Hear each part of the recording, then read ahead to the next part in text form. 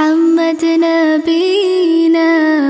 بنور هدينا من مكة حبيبي نور سطاع المدينة من صلى صلاته وتحلى بصفاته يا بخت اللفت لو ماشي يشفع له في مماته محمد نبينا بنور هدينا من مكة حبيبي نور سطاع المدينة من صلى صلاته وتحلى بصفاته يا بخت اللفت لو ماشي يشفع له في